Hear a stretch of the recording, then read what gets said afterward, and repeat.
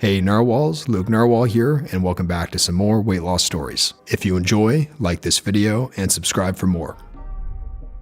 My personal semi-weekly reminder: exercise is not punishment for overeating. Fasting is not punishment for overeating. Stop even thinking about punishing yourself for overeating. My poor brain/body is like a puppy. Stress it out and it'll gobble up all the food it can reach to try and feel better. I need to remember that, like a puppy, a nice walk or run will be a good treat, and so are cuddles and music and playtime with friends. And kicking the puppy for doing what it does when stressed is not a good way to make it less stressed. A happy, healthy brain/body starts with kindness and good planning, not self-loathing.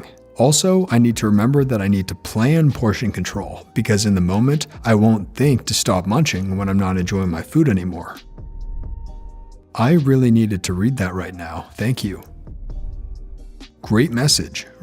Exercise equals punishment. I try to think of it as a thank you to my body for being able to do it. As I get older, longevity and mobility become more and more important, so I try to picture myself in the future still being healthy and able-bodied.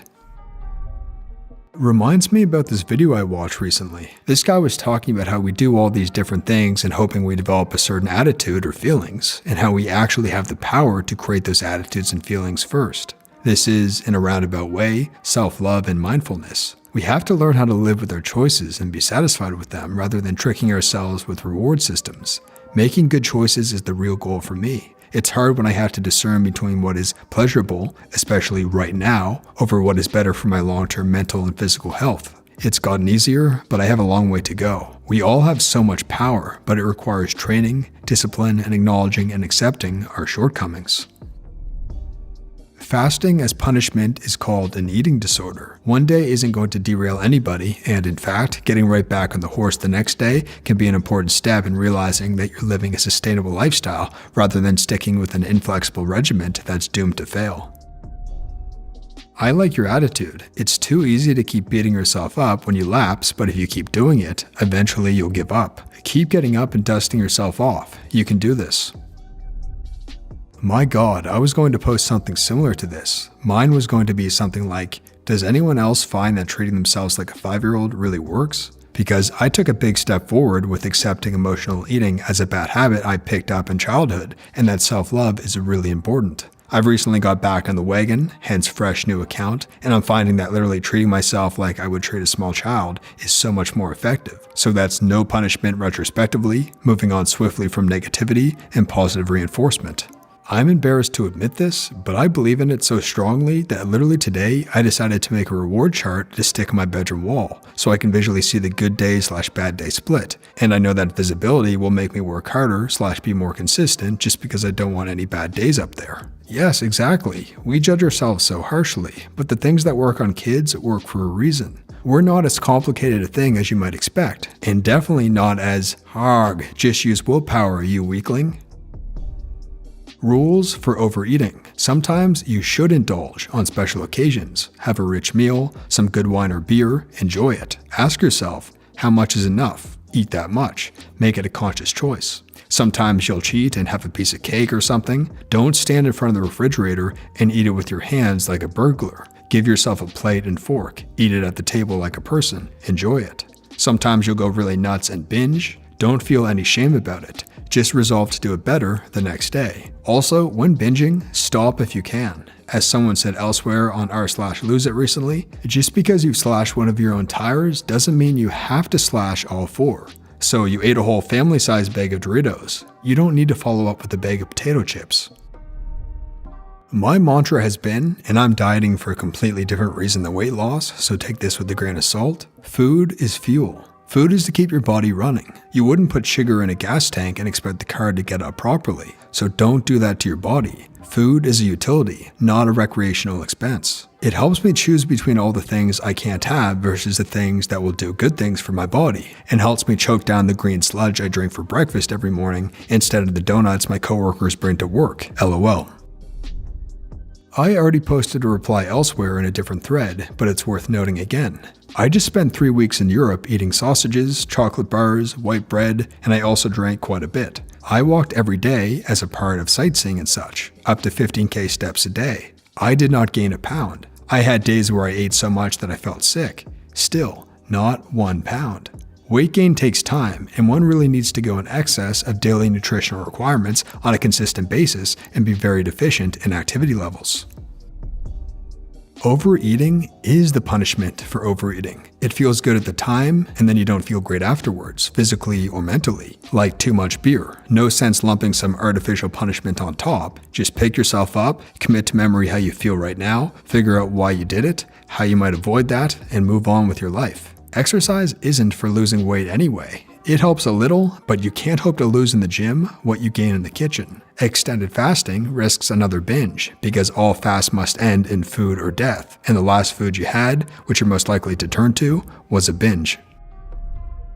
Agreed, the cycle of punishment can turn into a very nasty feedback loop. Overeating and compensating with more exercise than normal will only work to increase general fatigue, soreness, and stress levels, all three of which will contribute to more overeating and missed workouts because you aren't recovered from the last one. I was always very extreme in my approach to most things, and this lesson took me way too long to learn. I have a question. I just overate today. I was going to grab some fast food as a treat, but ended up overeating. I have been going out to dinner a lot lately since it is the summer and I cannot go to the gym or play basketball for 2 weeks because I hurt myself while I was at work and one of my hands is all stitched up. Any suggestions on keeping my diet to at least maintain my weight until I'm able to get back to my routine diet/exercise? The past 2 weeks, I've been able to stay at 206, down 30 pounds from 235, but I soon need to get back on the diet. Man, everyone is so different. Some folks here are going to have really different answers that work too. All I can tell you is what worked for me. I set rules based on my health needs and told myself I can eat anything as long as it complied with those rules. At first, that was strict blood sugar control. I could have cake or pizza if I made it myself from ingredients that contain no carbs or sugar. Over time, that's evolved from no carbs to include other restrictions. What I found is, initially changing my diet hurts and is hard, but over time, I find my new diet baseline contains plenty of healthy pleasures as powerful as my old bad habits were. So I still have treats, but I try hard to make sure they are not foods I'll regret. Example, jicama is a delicious thing and good for you, and I don't deny myself good food. I pick the stuff that's fancy, that feels special. Salmon, if I'm gonna have a treat, make it a real treat, a proper feast with really good fancy stuff. A loaded Caesar salad, done right, is a thing of beauty. Homemade dressing, egg, bacon, anchovies, cracked pepper, it's a damn feast. I also learned to cook better at home. I'm super lazy, so it's not like I'm spending hours cooking, but you'd be astonished how easy really damn good food is. Homemade dressing for salad and homemade dip is the big one. Once you start making your own, you look with a real critical eye at the crap they sell in the store. Use the full fat stuff, mayo, sour cream, yogurt. Hummus is my thing now that I do mostly veggies. That crap is so good. Add in rich chunks of blue cheese or cracked pepper and garlic and dill or whatever flavors you want. Chop up some real nice veggies, whatever looks good at the store, broccoli, peppers, cucumbers, and have a giant pile of veggies with a big cup of really rich dip. It's a damn feast. People at work started out making fun, but after a bit, I got curious questions and started seeing more veggies on other plates. Roasting salmon is actually really basic and easy. Slab of salmon on a tinfoil lined speed, bake as long as recommended at the right heat. Salt and pepper to taste. Everything else is just fuss and bother. Same with steak. Get a nice steak, cook it on the stove. Once you get the time and temp right, you'll be loving your food. Chicken with the skin on with plenty of salt and pepper, etc. I learned everything vegetable can be microwaved too. You can chop an acorn squash in half and scrape it, nuke the crap out of it, and dump olive oil and smoked salt on it. Crap tastes divine.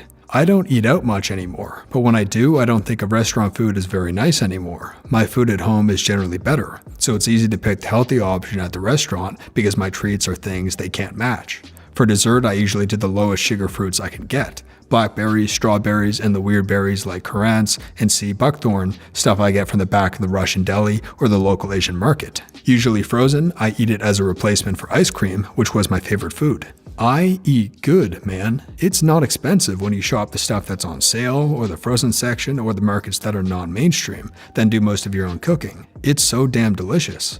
I had a bowl of mushrooms done on the stove in a non-stick pan for dinner tonight, topped with nooch and olive oil and smoked salt. Had a bowl of charred okra. As a New Englander, if you told me okra could be yummy 10 years ago, I'd have laughed my fool head off. And some peanuts and some seaweed wrapped around tofu cream cheese. I eat Brussels sprouts with olive oil and walnuts, slaw mixed with olives and hummus, big bowls of hearts of palm, artichoke, hearts, grilled kale or chard or mustard greens. I eat like kings and queens in the Middle Ages would envy, what with their inability to properly store food. You live in a time of richness, man. Embrace it. Track down the cheap stuff in the grocery store and see what it tastes like. And that brings us to the end of the video, Narwhals. If you enjoyed this video, leave a like and subscribe so you don't miss future videos like this. Also, subscribe to join our awesome YouTube community, the Narwhals. Thank you for watching, and until next time, have a good one, Narwhals.